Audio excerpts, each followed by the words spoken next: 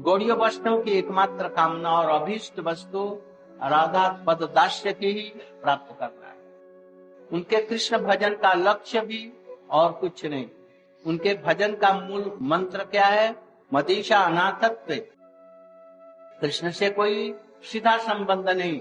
मद ईशा मेरी स्वामिनी जी, इष्ट देवी राधा जी हैं और राधा जी के ही प्राणनाथ कृष्णचंद्र हैं। इस रूप में उनका ध्यान करना चाहिए।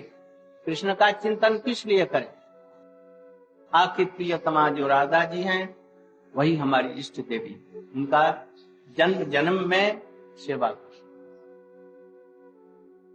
जय राधे जय राधे जय राधे जय राधे जय राधे जय राधे जय राधे जय राधे जय कृष्णा जय कृष्णा जय कृष्णा जय कृष्णा।